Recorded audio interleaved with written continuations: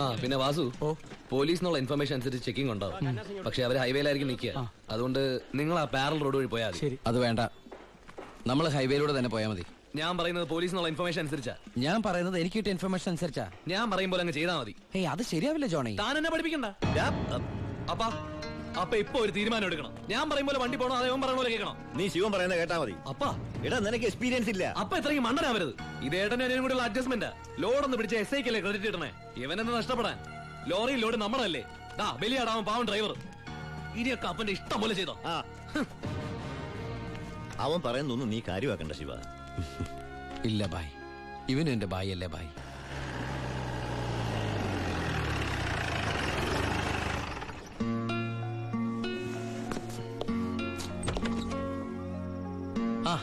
എടാ, പരമശിവത്തിനെ കിട്ടിയോ? ഇല്ല. എന്റെ പ്ലാൻ എവിടെ ചോർന്നു ഏട്ടാ. നീ വിഷമിക്കാതിരിക്കേ, നമുക്ക് അടുത്ത തവണ പിടിക്കാം. നീ വല്ലതും കഴിച്ചോ? എനിക്കൊന്നും വേണ്ട. എന്നാ പോയി കിടന്നു.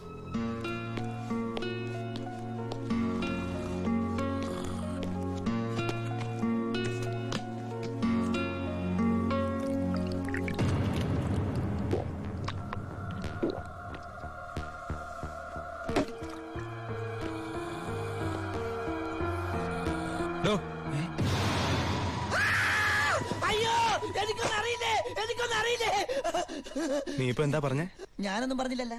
എനിക്കൊന്നും അറിഞ്ഞൂടാന്ന് പറഞ്ഞതോ? അയ്യോ, സാറിനൊന്നും അറിയില്ലെന്ന് ഞാൻ പറഞ്ഞില്ലല്ലോ. സാറിന് എല്ലാം അറിയാം. എനിക്കല്ല, നിനക്ക്. എനിക്കൊന്നും അറിയില്ലല്ലോ. എനിക്ക് എന്തെങ്കിലുമൊക്കെ അറിയാമായിരുന്നു ഞാൻ പണ്ടേ മന്ത്രിയോ കളക്ടറോ ആരെങ്കിലും ഒക്കെ ആയേനെ. പരമശിവത്തിനെ പിടിക്കാൻ ഞാൻ പറഞ്ഞ പ്ലാൻ എങ്ങനെ ചോർന്നേ? കർത്താവ് ചോർന്നോ? സത്യം പറയണം. പരമശിവത്തിനെ നിനക്കറിയില്ലേ? എനിക്കറിയില്ല. നിങ്ങൾ തമ്മിൽ എന്താണ് ബന്ധം? വലിയ ബന്ധമൊന്നുമില്ല. ഇടയ്ക്ക് അവിടെ ഇവിടെ ഒക്കെ കാണാറുണ്ട്. നീല നിറത്തില് കഴുത്തേല് മൂർക്കം പാമ്പിനൊക്കെ ചുറ്റി മുടി നീട്ടി വളർത്തി തലേന്ന് ഗംഗേനെ ചാടിച്ചിട്ട് ഈ കാലണ്ടറിലും സിനിമയിലും ഒക്കെ കണ്ടിട്ടുണ്ട്. നമ്മുടെ പാർവതിയുടെ ഹസ്ബൻഡ്, ഗണപതിയുടെ അപ്പൻ, പരമശിവൻ. അതല്ലാതെ കൂടുതലൊന്നും എനിക്കറിയില്ല സാർ.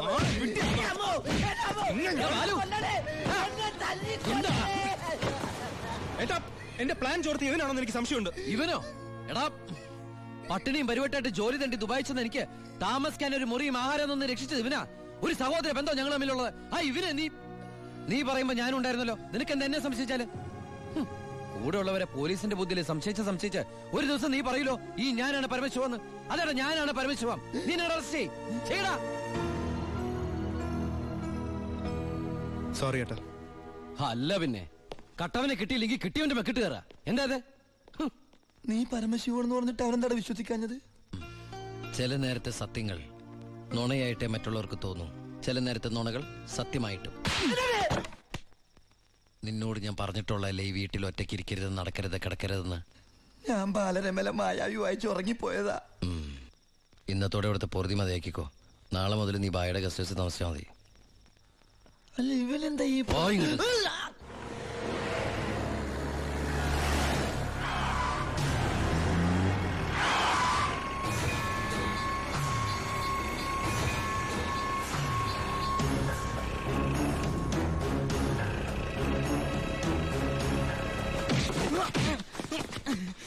என்ன சார், நான் தப்பொன்னும் பண்ணலையே. പാണ്ഡ്യൻ, അത് തന്നെയല്ലടാ നിന്റെ പേര്? ஆமா சார். അന്ന് നീ എന്റെ വീട്ടിൽ കുറച്ച് പണമായിട്ട് വന്നിരുന്നില്ലേ? ஆமா சார். അത് കുഴൽപ്പണമായിരുന്നടാ? தெரியாது சார். സെൻട്രൽ ജയിലിൽ ഇരുന്ന് പരമശിവத்துக்காகத்தான் நாங்க வந்தது. പരമശിവത്തുക്കായോ? ஆமா சார். പരമശിവന്റെ ഏട്ടൻ തമ്മിൽ എന്താണ് ബന്ധം? தெரியாது சார். அதுக்கு மேல எனக்கு ஒன்றும் தெரியாது. ഏത് ജയിലാണ് പരമശിവൻ കിടന്നത്? Thiruvananthapuram central jail.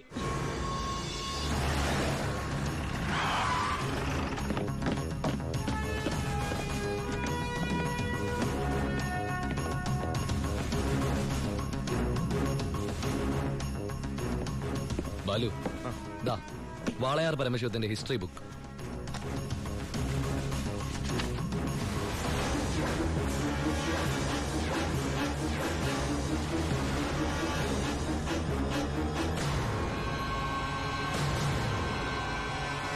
എടാ, ഈ ഷേഖുമാരെന്നൊക്കെ പറഞ്ഞ രാജാക്കന്മാരെ പോലെയല്ലേ?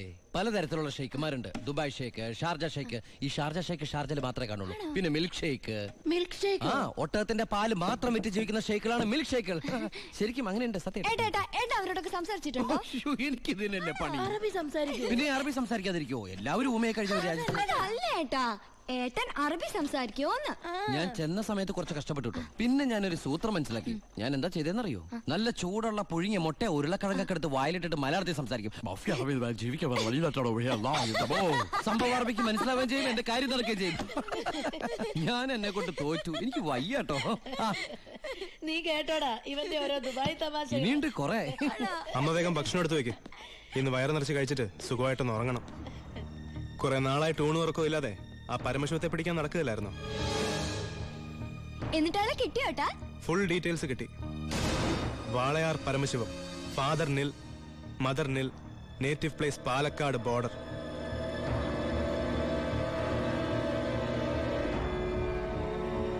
നിനക്കിതൊക്കെ എവിടുന്ന് കിട്ടി? തിരുവനന്തപുരം സെൻട്രൽ ജയിലിൽ നിന്ന് 4 വർഷം കഠിന തടവിന് ശിക്ഷിക്കപ്പെട്ട കൊലയാളിയാ. Jail റെക്കോർഡ്സിൽ photo സഹിതമുണ്ട്. നീ പോയി കുളിച്ചിട്ട് വാ, ഞാൻ ആഹാരം എടുത്തു വെക്കാം.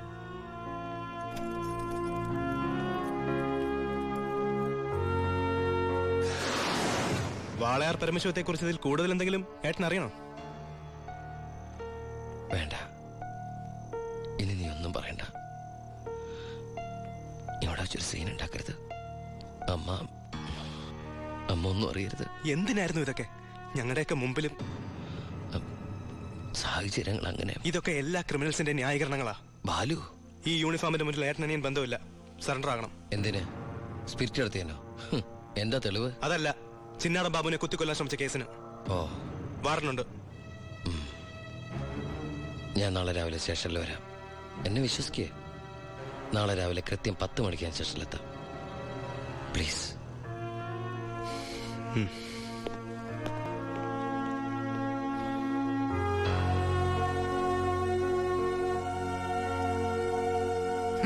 പരമശിവൻ സ്വന്തം ഏട്ടനാണെന്ന് അറിഞ്ഞോടെ പിടിക്കാനുള്ള ആവേശമൊക്കെ പോയല്ലേ? ആ കള്ള റാസ്കലിന്റെ വാക്ക് കേട്ട് കൈയോടെ അറസ്റ്റ് ചെയ്യാണ്ട് വന്നിരിക്കുന്നു. അവൻ പറഞ്ഞ സമയമൊക്കെ കഴിഞ്ഞു. എടോ, താൻ ഇത്രയ്ക്ക് മണ്ടനായി പോയല്ലോ. ഇത്രയും വലിയൊരു ക്രിമിനൽ പോലീസിന് മുമ്പിൽ തലവെച്ച് കൊടുക്കും തോന്നുന്നുണ്ടോ എനിക്ക്? യൂസ്ലെസ്. തൊപ്പി ഒരു കളഞ്ഞിട്ട് ഇറങ്ങി പോടോ. May I come in sir? Sharp 10 o'clock.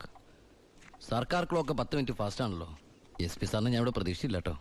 വലിയ ക്രിമിനൽസിനെയൊക്കെ കൈകാര്യം ചെയ്യുമ്പോ മിനിമം SP റാങ്കിലുള്ളവരെങ്കിലും വരേണ്ടി വരുമല്ലോ. എന്റെ ഒരു ചെറിയ കുത്തേസല്ലേ സാറേ, ജാമ്യം കിട്ടും. സ്വയരക്ഷയ്ക്ക് വേണ്ടി തടഞ്ഞപ്പോഴുണ്ടായ ഒരു കയ്യബദ്ധം, അതാണ് ലോ പോയിന്റ്. അഡ്വക്കേറ്റ് പോരും. അതുവരെ ഞാൻ അകത്ത് കിടക്കണോ സാറേ, അതോ പുറത്തിരിക്കണോ? അപ്പൊ കുറച്ചു നേരം എനിക്ക് നിന്നെ കൈകാര്യം ചെയ്യാൻ കിട്ടുമല്ലേ? 5 മിനിറ്റ് മതിടാ എനിക്ക് നിന്നെ കൊണ്ട് ചോര തുപ്പിക്കാൻ.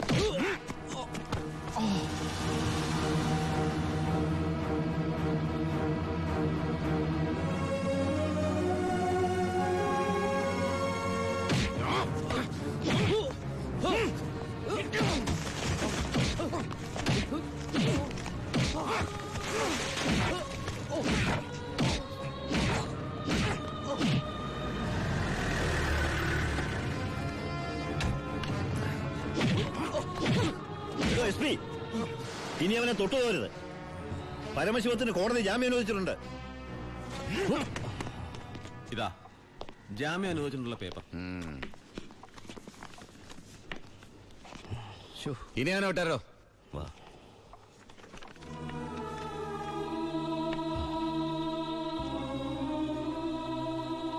നിനക്കെന്നെ തല്ലണമെങ്കിൽ അത് വീട്ടിൽ വെച്ചാ കാര്യന്നില്ലേ? നീ തല്ലി എനിക്ക് വേനിക്കില്ലടാ. ഇതിപ്പോ SP സാറിനെ കൊണ്ട് കൊള്ളാം. SI SP കൊണ്ട് തല്ലിക്ക. ഇവൻ മിടുക്കനാണ് ബായ്, മിടുക്കൻ. ഇവന്റെ അനിയനാണെന്നുള്ള ഒറ്റ കാരണം കൊണ്ടാണ് നീ ഇപ്പൊ ഇങ്ങനെ നീണ്ടു തുറന്നു നിൽക്കുന്നത്. അല്ലേ പണ്ടേ നീയൊക്കെ നടറോട്ടി കിടന്ന ഇടഞ്ഞേനെ. ബായ് ബായ് വാ.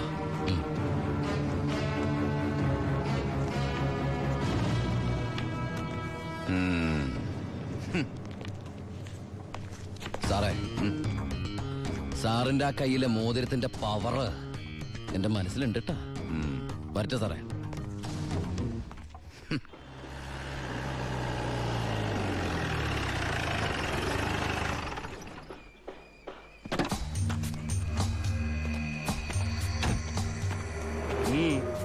ഏട്ടനുണ്ടോ? ഏട്ടനല്ല, പരമശിവ. വാളയാർ പരമശിവ. എന്താ, എനിക്കിതിരെ പുതിയ വല്ല വാറണ്ടും ഉണ്ടോ? ഏട്ടനോട് SP പെട്ടെന്ന് അങ്ങനെ പെരുമാറുന്ന ഞാൻ വിചാരിച്ചില്ല. അത് പോട്ടെ. സാറിപ്പോ ഒന്ന് കാര്യം പറ. എനിക്ക് ഏട്ടനോട് തനിച്ചൊന്ന് സംസാരിക്കണം.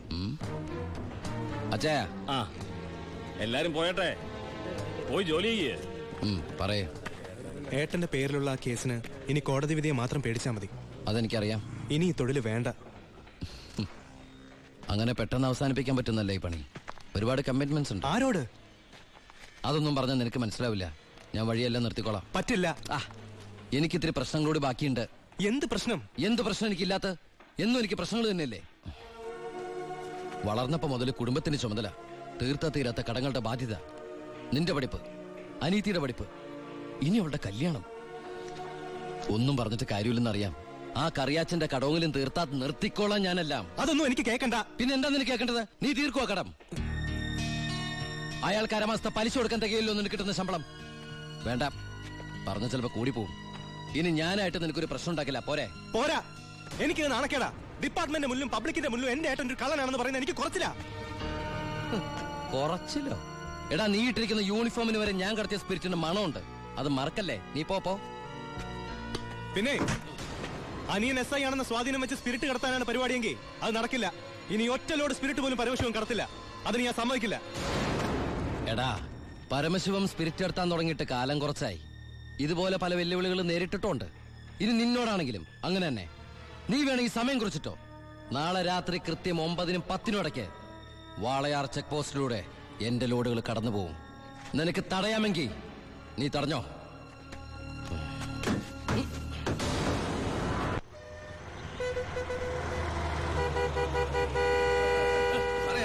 എടുത്ത് മാറ്റണോ?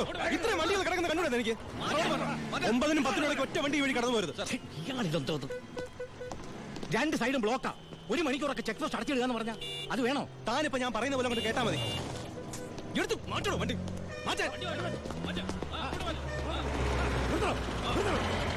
ചേട്ടനും അനിയനും തമ്മിലുള്ള വാശിക്കായി ഈ പ്രഹസനം. കഷ്ടമാണ് സാർ. SP യുടെ ഓർഡർ അനുസരിക്കാതെ പറ്റൂ. സാർ ഒരു കോളുണ്ട്. ആരാടോ? SP ആണ് സാർ. സർ, പാലക്കാട് ചിറ്റൂർ വൻ തീപിടുത്തം. നമ്മുടെ ഫയർഫോഴ്സ് സഫീഷ്യന്റ് അല്ല. കോയമ്പത്തൂർ ഇൻഫോം ചെയ്തിട്ടുണ്ട്. ഏത് നിമിഷം അവിടുന്ന് ഫയർ എഞ്ചിൻ വരും. So open the check post and clear the route. Coimbatore fire force വരുന്നുണ്ട്. എല്ലാ ചെക്ക് പോസ്റ്റുകളും ഓപ്പൺ ചെയ്യണം. അറിയാം സർ. ആ ബാരിക്കേഡ്സ് എടുത്ത് മാറ്റൂ. ക്വിക്ക്. മതിക്കോ.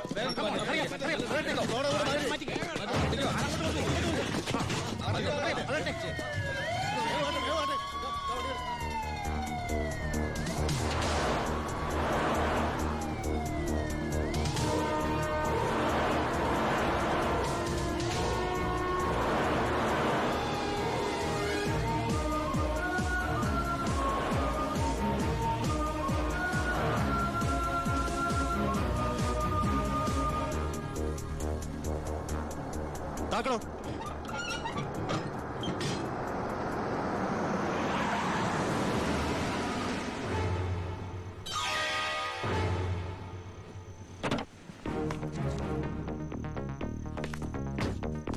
പാലക്കാട് ചിറ്റൂരിൽ വലിയ തീപിടുത്തം. കോയമ്പത്തൂരിൽ നിന്നുള്ള ഫയർ എഞ്ചിൻ ഇതുവഴി കുറച്ചു നേരം മുമ്പ് കടന്നുപോയി. എന്റെ സ്പിരിറ്റുമായിട്ട് ഷാർപ്പ് 10.